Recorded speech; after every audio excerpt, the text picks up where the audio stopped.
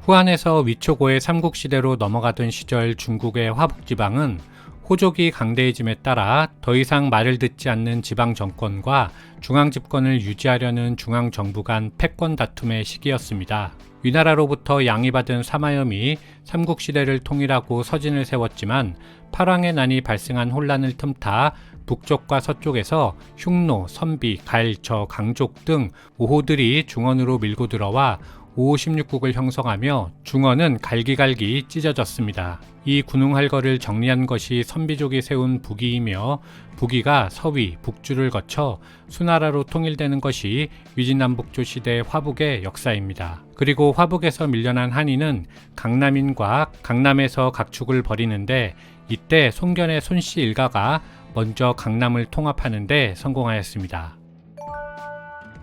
위초고의 삼국 가운데 오나라는 건업, 즉 지금의 남경을 수도로 손씨 일가에 의해 세워졌기 때문에 손호정권이라고도 부릅니다. 오군 부춘 출신의 손견은 젊었을 때 무공으로 후한으로부터 발탁되어 관리로서 일하였습니다. 184년 황건적의 난이 발생하자 손견은 중앙정부의 횡포를 피해 남쪽으로 내려온 유민들을 조직한 후 토벌군에 속해 활약했습니다. 비록 손견은 난중에 전사했지만 그의 아들 손책이 아버지의 군대를 이어받아 강남에서 정착할 수 있게 되었습니다. 당시 강남에는 오, 즉 현재의 소주 일대와 회계, 즉 지금의 소흥 일대가 개발되어 있었는데 오에서는 주, 장, 고, 육시 등의 호족이 성장하고 회계에서는 우, 위, 공, 하씨가 성장하고 있었습니다. 손책은 오와 회계에 분포한 호족들을 포섭하는 데 성공함으로써 손호 정권을 탄생시켰습니다. 유력 호족들이 손책과 함께하는 결정을 한 이유는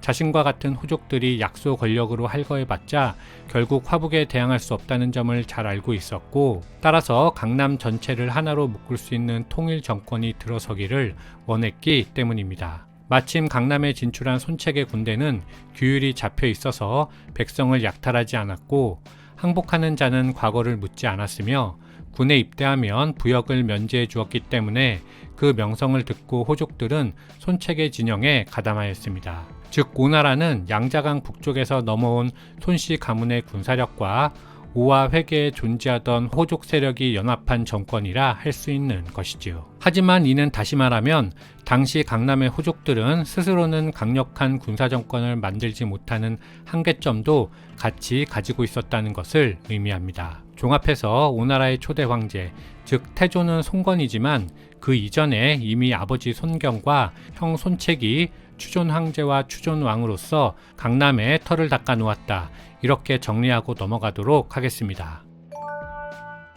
세병제는 쉽게 말해서 아버지의 군대를 아들이 이어받아 자신의 군대로 사용하는 것을 인정하는 제도입니다. 장남 손책이 아버지 송견의 군대를 이어받은 것도 세병제라 할 수 있는데요.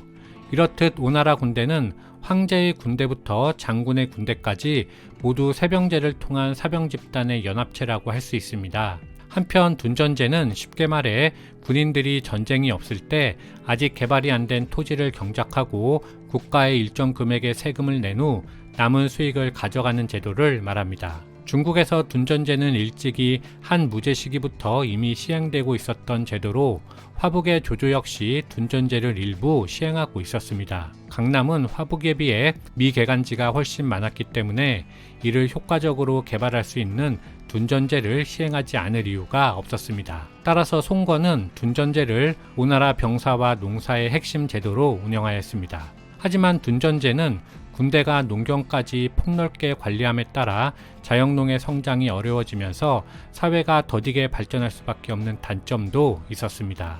조조도 일부 둔전을 실시하였지만 화북은 이미 성숙한 자영농이 광범위하게 존재했기 때문에 이들이 호족의 성장을 억제하면서 중앙 집권을 도와주었습니다. 하지만 송건이 강남에서 전면적인 둔전제를 시행함에 따라 그 결과 호족이 각자의 물자를 비축하면서 자신의 세력을 확장할 수 있게 되었습니다. 마지막으로 오나라가 멸망하는 중요한 이유도 둔전제가 무너졌기 때문인데 이 부분은 오나라 멸망 챕터에서 좀 더 구체적으로 말씀드리도록 하겠습니다. 요약하면 229년 오나라가 정식으로 성립하자 송건은 세병제와 둔전제를 통해 당시까지 미개발되었던 강남의 광대한 황무지를 개발하면서 제국을 발전시켰고 50년 후 둔전제가 무너지면서 멸망하였다라고 정리하고 넘어가도록 하겠습니다.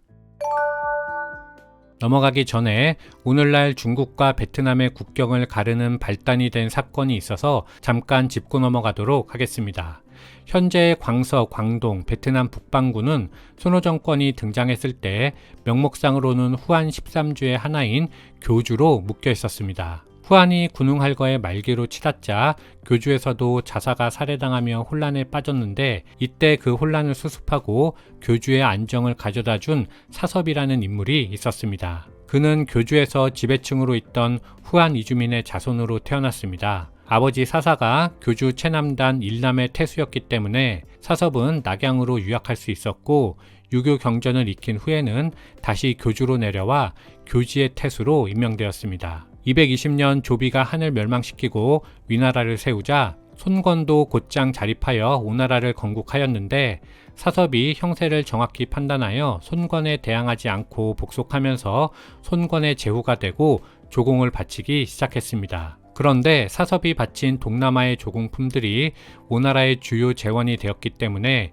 226년에 사섭이 사망하자 손건은 그 생산품들을 독식하기 위해서 사씨 정권을 몰살시키고 해당 지역을 직접 통치하기 시작했습니다. 이때 손건이 사씨 정권을 무너뜨리는 일환으로 교주를 교주와 광주로 나누었는데 이것이 훗날 베트남과 중국의 경계를 나누는 씨앗이 되었습니다. 훗날 베트남인들은 사섭을 신호로 여겨서 사당을 세우고 제사를 지냈는데요. 지금 보시는 사진이 박린성 투언타인현에 있는 사섭의 사당입니다. 현판에 쓰인 남교 학조는 남쪽 교주 학문의 원조라는 의미로 사섭이 베트남의 문화 발전에 큰 공을 세웠다는 뜻입니다.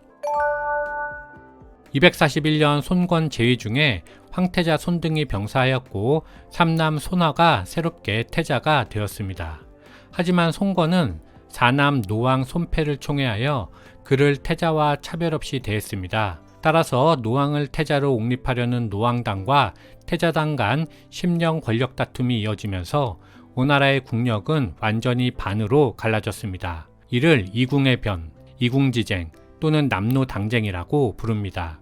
승상 육손이 적자와 서자 사이에는 마땅히 차별을 두어서 황권 다툼의 씨앗을 없애야 한다고 충언하였지만 손건은 받아들이지 않았고 육손은 형벌을 받고 화병으로 사망하였습니다. 그리고 이렇게 시작된 국론 분열은 결국 태자를 패하고 노왕 손패에게 자결을 명한 후 9살 난 막내 솔량을 태자로 즉위시키며 마무리되는 듯 보였습니다. 하지만 손건이 사망하자 예상과 다르게 권력 다툼의 후과가 거세게 발생하였습니다. 새롭게 즉위한 제2대 패제 솔량을 보좌해야 할 중신들은 이미 태자당이나 노왕당으로 나뉜 후였기 때문에 국력이 하나로 모아질 수가 없었습니다. 이때 먼저 정권을 쥔 태자당의 수장 제갈각이 위나라와의 전쟁을 통하여 국력을 하나로 모아 노왕당을 억제하고 중앙집권을 확립하고자 했는데 253년 합비신성 전투에서 패배하였음에도 불구하고 전쟁을 계속하려 하자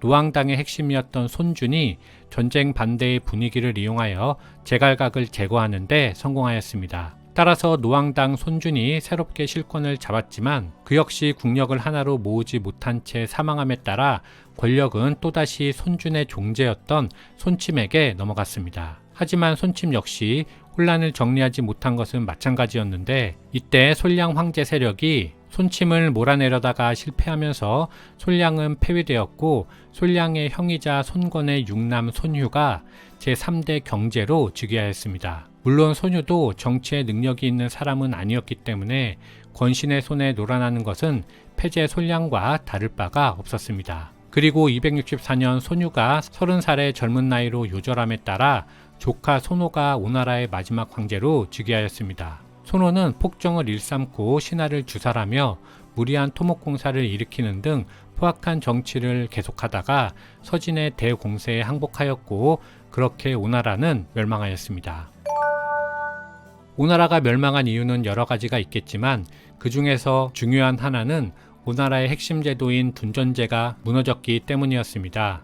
오나라 둔전제 붕괴는 손권의 죽음과 함께 시작되었는데요. 태자당의 수장 제갈각이 여러 이유를 들어 북벌을 시작했지만 북벌이 실패하면서 오나라의 엄청난 손해를 초래했고 정권은 이를 보충하기 위해서 무리한 징발과 수탈을 계속했습니다. 그런데 이런 무리한 징발과 수탈이 모두 둔전에서 이루어진 것이지요. 둔전병과 둔전민들은 국가의 수확량의 대부분을 수탈당했기 때문에 남은 식량으로는 도저히 살아갈 수가 없었습니다. 따라서 이들이 둔전 지역에서 탈주하여 다른 곳으로 도망치거나 상인으로 변화하면서 오나라 군대의 핵심인 둔전제가 무너졌습니다. 오나라를 떠받치고 있던 장군들 입장에서는 둔전제가 붕괴하면서 전력의 대부분을 상실했기 때문에 국가를 위해 싸우고 싶어도 더 이상 싸울 수가 없는 상태가 되어버린 것이었죠. 이런 상태에서 서진의 군대가 쳐들어온 것이고 오나라는 제대로 된 저항 한번 해보지 못하고 멸망하였습니다. 사마예는 서진의 초대 황제 사마염의 숙부에 해당하는 낭야왕 주의 손자입니다. 그는 파랑의 난이 일어났을 때 신변의 위협을 느끼고 책사 왕도의 조언에 따라 수도 낙양을 탈출해서 봉지인 낭야로 피신하였습니다. 당시 강남의 양주는 주복이란 인물이 다스리고 있었는데 주복이 중앙정부에 따르지 않자 사마예가 양주의 사령관으로 건업에 새롭게 부임하였습니다. 강남의 호족들과 유민들은 처음에는 사마예를 따르지 않았습니다. 실제로 군사력은 수춘에 주둔하던 주복에게 있었고 사마예의 세력은 크지 않았기 때문입니다. 하지만 정통성이 사마예에게 있었기 때문에 양측을 관찰하던 강남 호족들이 시간이 가면서 점차 사마예 쪽으로 붙게 되었고 결국 311년 주복의 군대가 괴멸되면서 사마예는 강남의 확고한 기반을 만들게 되었습니다. 한편 311년 흉노족이 건설한 전조의 제3대 황제 유총이 서진의 수도 낙양을 점령함에 따라 사실상 서진 정권은 괴멸했는데 이때 서진 정부의 대신들이 서진의 왕족으로서 강남에서 안전하게 세력을 확보한 사마예를 중심으로 흉노에 대항해야 한다는 주장을 내놓았습니다. 그러자 강남의 진해 왕족이 건재하고 있음을 확인한 많은 화복의 귀족들이 강남의 맹주 사마예에게 몰려왔습니다. 그리고 승상으로서 사마예를 보좌하던 왕도는 그 몰려드는 인재를 모두 등용하였습니다. 하지만 그 과정에서 사마예 정권의 기초를 만들기 위해서 헌신했던 강남의 호족들은 정당한 대우를 받지 못했습니다. 그 중에서 특히 석빙의 난, 진민의 난, 오흥의 소란 등을 평정하고 오로지 사마예 정권의 수립을 위해서 동분서주했던 대호족 주기는 망명해온 중원의 무리들이 특별한 공도 없으면서 높은 지위를 차지하는 것에 불만을 품었습니다. 비록 주기는 복수를 완성하지 못하고 사망했지만 뒤이어 아들 주협이 아버지의 유언에 따라 복수를 천명함에 따라 사마예의 불만을 품고 있던 강남 호족들이 주협과 같이 반란을 일으켰습니다.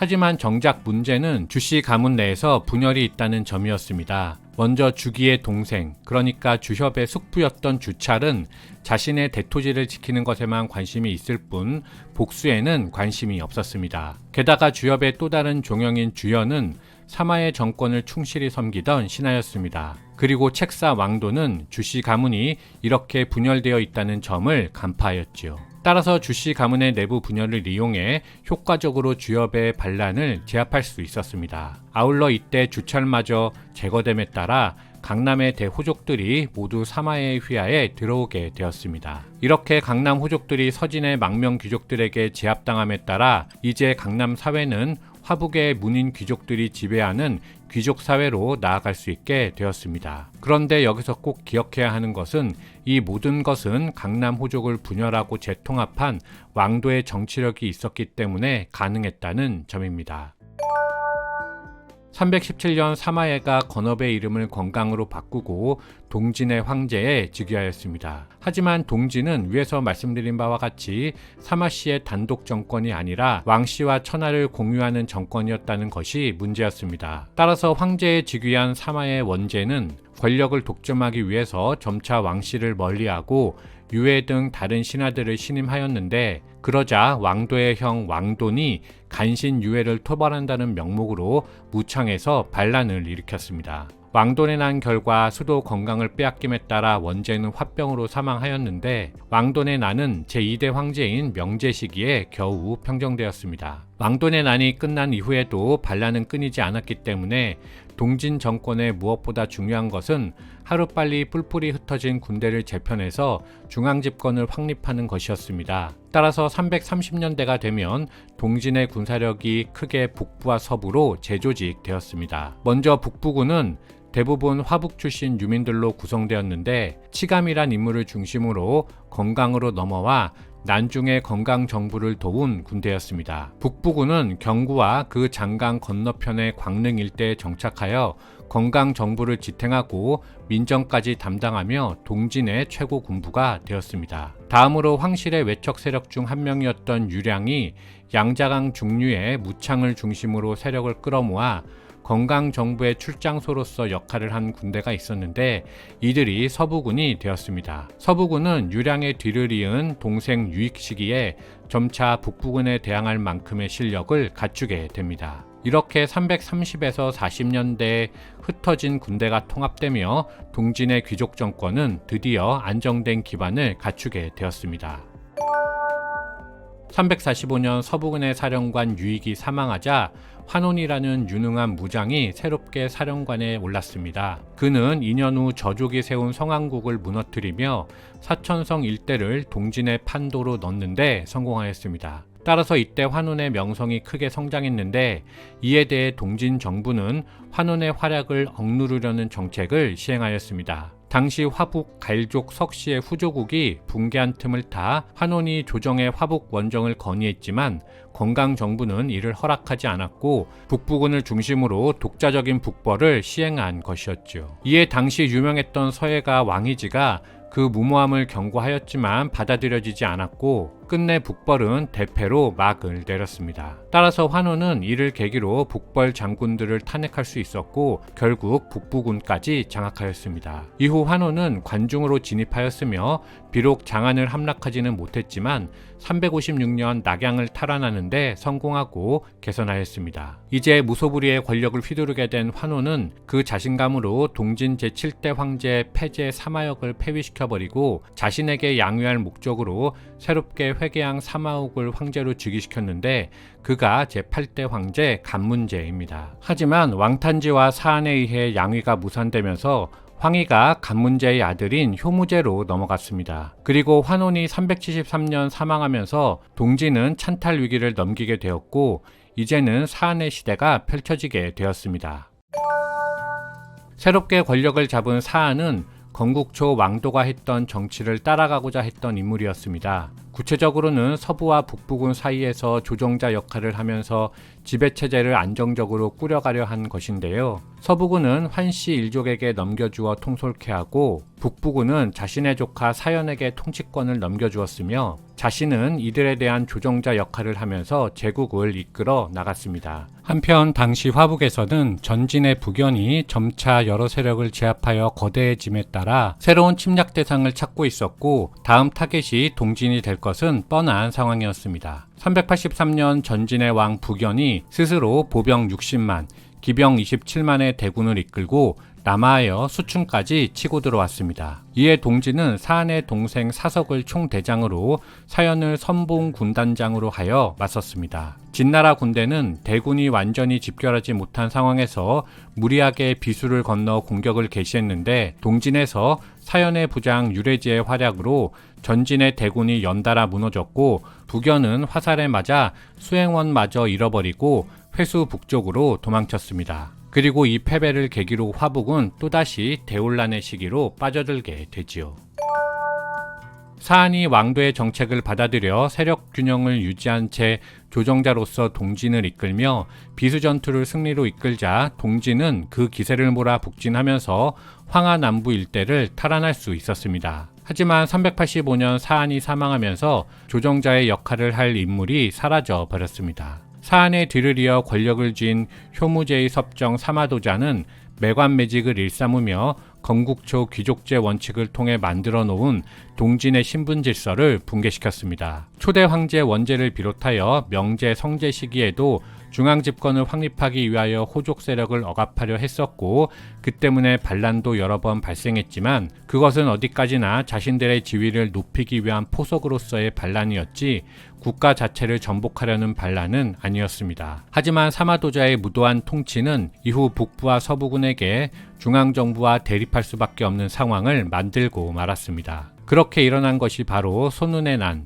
그리고 손운 사망 후 그의 처남에 의해 이어진 노순의 난 등 10년 동안이나 강소 광동성 일대 해안 지역에서 계속되었던 도교계의 반란입니다. 이때 노순의 반란을 진압한 인물이 바로 훗날 송을 건국하는 유유이지요. 참고로 시인 도연명의 도화원기가 쓰여진 시기가 바로 이때입니다.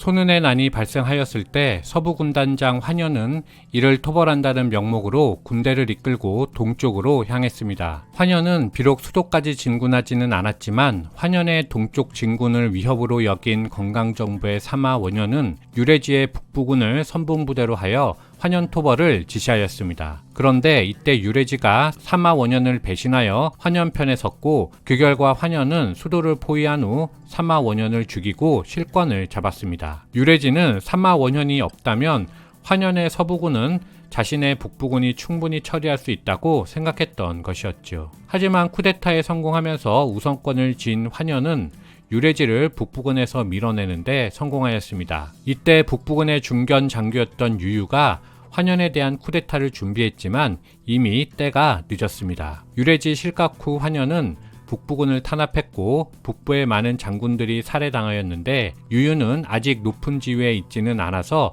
숙청 대상에서 제외되었습니다. 그리고 환현은 자신의 측근을 북부군에 배치하면서 북부군을 장악하는 데 성공하였습니다. 403년 환현은 드디어 동진 안제로부터 선양의 형식으로 초나라를 세웠습니다. 따라서 이때 동진은 사실상 멸망하였다고 볼 수 있겠습니다. 하지만 쿠데타를 계획했던 유유가 옛 북부병들을 이끌고 끝내 계획을 실행에 옮겼고 쿠데타는 성공하며 환현은 수도를 버리고 서쪽으로 도망친 끝에 추격군에 의해 살해당하였습니다. 따라서 초나라는 반년 만에 멸망하였고 유유는 동진 안제를 복위시켰습니다. 이후 동진 왕조는 420년 유유가 선양으로 송국의 황제에 오를 때까지 약 20여 년간 명맥을 유지하게 됩니다.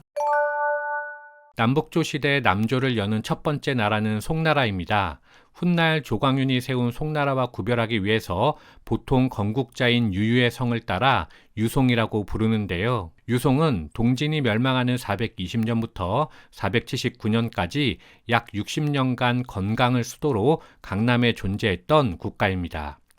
유송을 건국하는 유유는 363년 동진의 북부군 소재지인 경구에서 가난한 하급 공무원의 아들로 태어났습니다. 그는 383년 비수전투를 승리로 이끈 북부군을 보면서 집신 행상을 그만두고 군대에 들어가 두각을 나타내며 승승장구하였습니다. 유유가 이끈 부대는 399년 발생한 손은의 난에서 대활약하였지만 402년 사태가 돌변하면서 수도를 제압한 환현이 북부군 탄압에 나섰고 그 와중에 자신이 속한 북부군 군단장 유래지가 사망하면서 성장세가 꺾였습니다. 다행히 이때는 하급 장교에 불과했기 때문에 목숨을 부지한 유유는 때를 기다리다가 403년 환현이 동진 왕조를 찬탈하여 초나라를 세우자 이것을 봉기의 명분으로 삼고 이듬해 환현을 처리하며 쿠데타에 성공하고 동진 왕조를 부활시켰습니다. 이후 북쪽으로는 남영국을 정벌하고 멀리 장안까지 원정하여 장안을 탈환하면서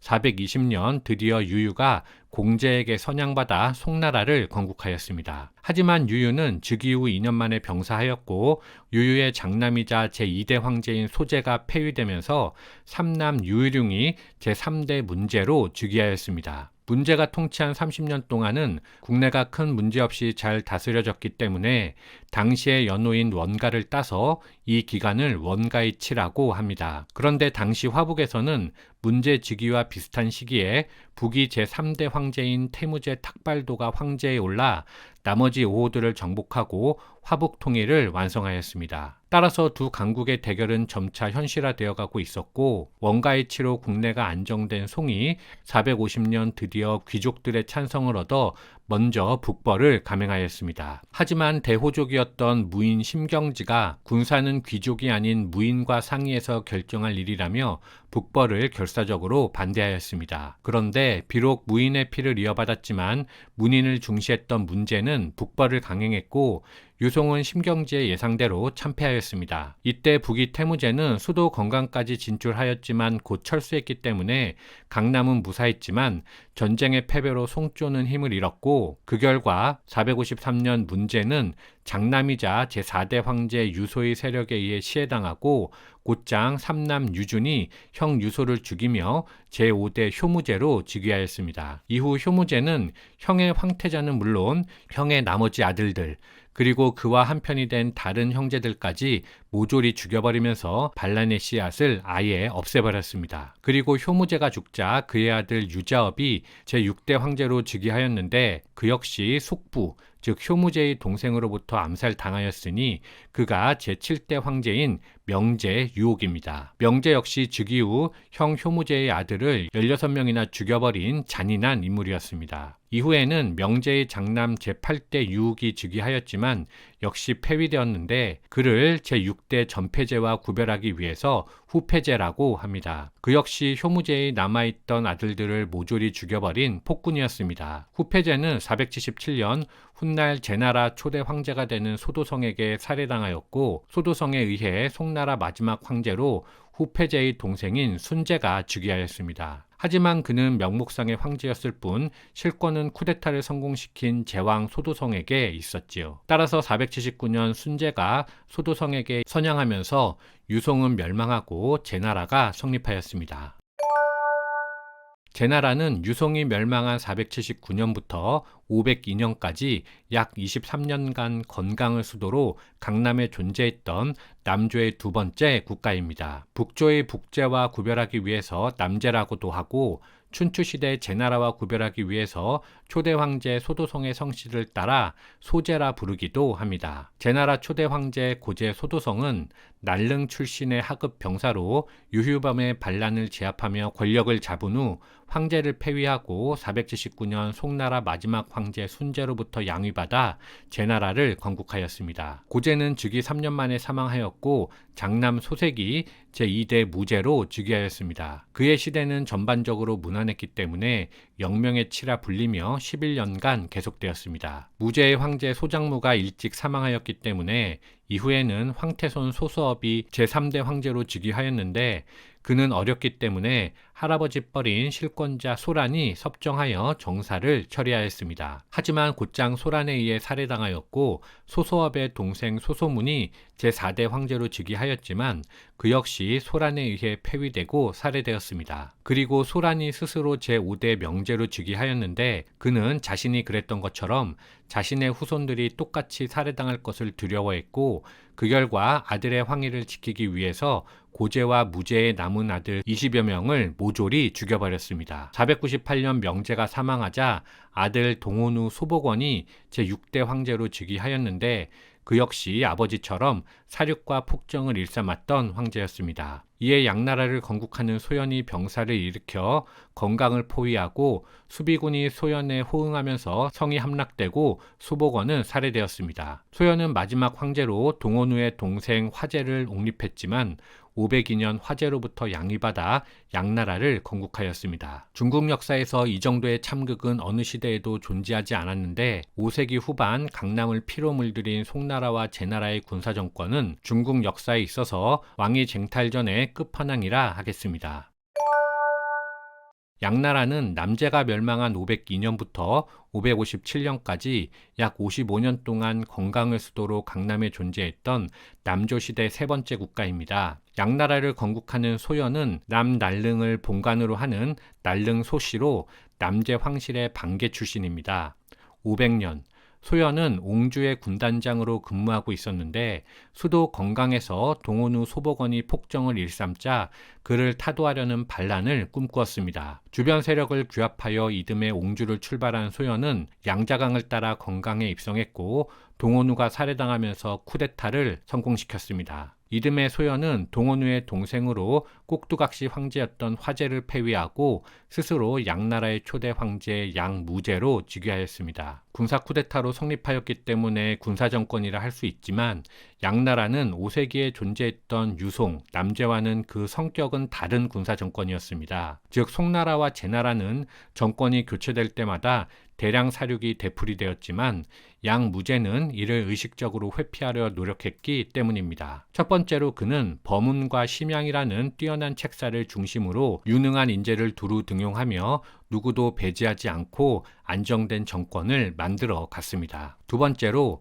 어지러워진 예제와 법제를 정비하여 귀족 신분 질서를 재건하였고 지방의 권리를 조금씩 축소하며 통일국가의 형태를 갖추어 나갔습니다. 세 번째로 수도에 국립대학을 세우고 학생들을 양성하며 훗날을 도모했는데 이것은 향후 수나라 과거제의 초석이 되기도 하였습니다. 아울러 불교 사원을 대량으로 건립하고 그곳을 중심으로 불교 문화가 꽃피우니 드디어 강남의 문화가 만개하였습니다. 이런 개혁 조치들로 인하여 양무제는 향후 50여 년간 치세할 수 있었던 것이며 이때가 남조 시대 최대의 황금기라 할 수 있겠습니다. 한편 양무제 치세 기간에 화북 정세를 살펴보면 534년에 부기가 업을 수도로 하는 동위와 장안을 수도로 하는 서위로 갈라졌습니다. 동위와 서위의 역사는 지난 통합본 북조편을 참고하여 주시기 바라며 이때 동위의 지배자 고한 밑에서 하남 일대의 병권을 위임받아 10만 대군을 이끌고 있던 후경이라는 장군이 있었습니다. 547년 고한이 죽자 그의 아들 고징이 새로운 통치자가 되었는데 그가 자신의 통치권을 확립하기 위해서 후경을 등한시하자 후경이 자신의 병사들을 이끌고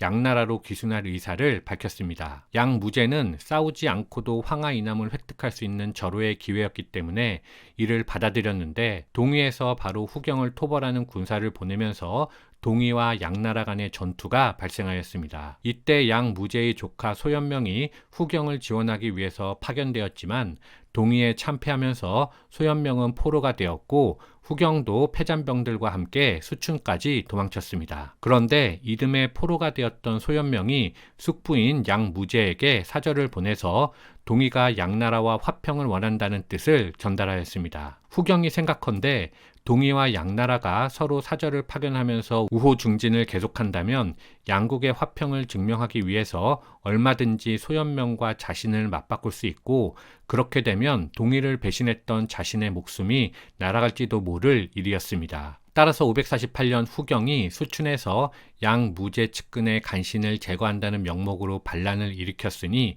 이것이 바로 후경의 난입니다. 당시 수도는 빈부격차로 왕조에 불만이 많은 상황이었기 때문에 빈민층이 후경군에 합세하여 건강 일대를 파괴하자 결국 쿠데타는 성공하였고 무제는 사망하였으며 후경은 꼭두각시 황제로 제2대 간문제를 즉위시켰다가 그가 자신의 통제에서 벗어나려는 모습을 보이자 간문제를 살해해버렸고 제3대 폐제 소동을 즉위시켰습니다. 물론 당시 양나라 각지에서 지원군이 파견되긴 하였는데 그들은 동위에게 패퇴한 이후 기세를 상실했기 때문에 수도를 멀리서 포위만 할 뿐 후경 반란군을 공격하지 않은 채 궁성 함락을 방관하였습니다. 대신에 당시 지방 군단 중에서 양장한 상류 강릉에 있던 간문제의 동생 소역의 군대가 가장 큰 세력으로 남아 있었기 때문에 양나라의 관리들은 모두 강릉의 소역 밑으로 모이게 되었습니다. 그러자 소역은 왕승변을 대장으로 후경 토벌군을 조직하고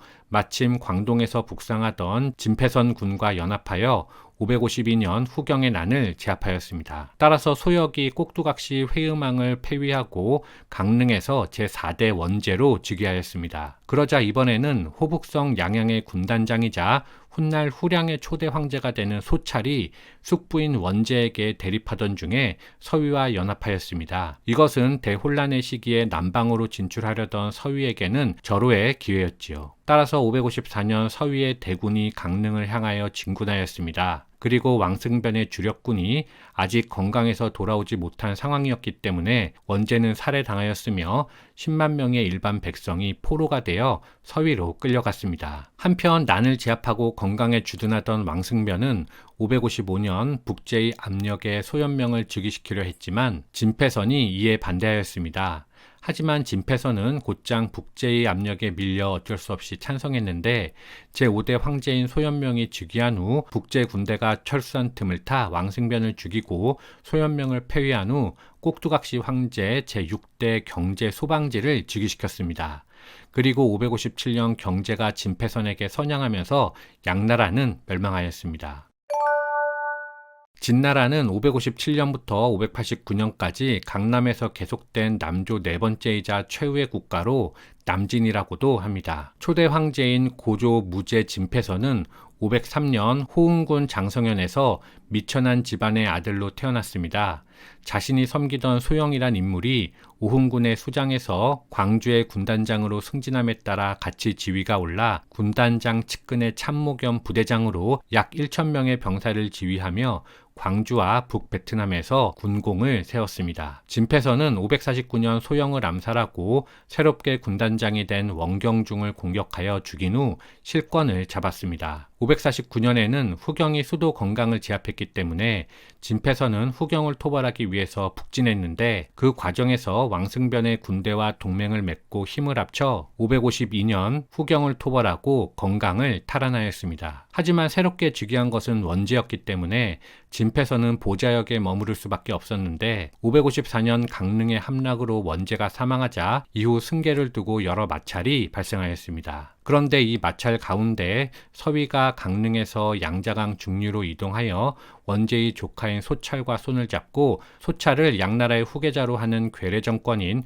후량을 세웠습니다. 후량은 587년 수문제에게 멸망할 때까지 약 30년간 명맥을 유지하였지만 보시는 것처럼 지배 영역이 강릉 주변 일부였을 뿐이었습니다. 한편 원제가 살해당하자 왕승변과 진패선은 원제의 군함 소방지를 즉위시키려 했는데 북제가 자신들이 포로로 데려간 양 왕실의 소현명을 황제로 맞이하라며 왕승변에게 압력을 행사하였습니다. 왕승변이 이를 거부하자 북제는 소현명을 앞세워 남하하여 왕승변의 군대를 격파하였습니다. 그러자 왕승변은 어쩔 수 없이 소현명을 황제로 즉위시켰습니다. 그런데 이때 건강 동쪽에 주둔하던 진패선이 이에 반대하며 건강으로 향하여 야습으로 왕승변을 죽이고 소방지를 즉위시키며 전군 총지휘권을 획득하였습니다. 이것에 격분한 북제가 몇 번이나 진패선 정부를 공격했지만 진패선은 이를 격퇴하였고 557년 경제로부터 선양을 받아 제위에 오르고 국호를 진이라 하였으니 그가 바로 진 초대 황제 무제입니다. 진 무제는 즉위 후 2년 만에 사망하였고 이어서 형의 아들 진천이 제2대 문제로 즉위하였습니다. 시호에서 알 수 있듯이 문제 시기에 진나라는 지방 군벌들을 차례로 정리하며 강남의 통일과 안정을 가져왔습니다. 그렇지만 577년 북주가 북제를 무너뜨리며 화북을 통일하고 581년에 수나라가 양자간 부강까지 먹어치우자 진나라는 곧장 풍전등화의 신세가 되었습니다. 그리고 제3대 패제 진백종과 제4대 선제 진욱 시기를 거쳐 582년 즉위한 진나라 마지막 황제 제5대 후주 진숙보가 주색에 빠져서 정사를 돌보지 않으면서 진나라는 멸망의 길로 들어섰습니다. 그리고 이때 위에서 말씀드린 후량의 소종이 587년에 수나라의 수도 장안으로 불려갔다가 되돌아오지 못하면서 후량은 수나라에 병합되었습니다. 이제 양자강 부가는 완전히 수나라에게 넘어갔고 수의 대군이 건강과 사천까지 포진을 완료하며 남벌을 위한 준비를 끝마쳤습니다. 이어서 토벌군 총사령관에는 훗날 소양제가 되는 진왕 양광이 임명되었는데 진나라 책사들은 후주에게 대비책을 간언하였지만 후주는 이미 깊은 주색에 빠져 이를 받아들일 능력이 되지 못했습니다. 589년 1월 1일 수군은 일제히 도강하였고 진나라 군대는 순식간에 제압당했으며 겨우 20일 만에 궁성이 함락되었습니다. 양광은 후주를 포획하고 3월 수도 장안으로 개선하였고 이렇게 진나라는 멸망하였습니다.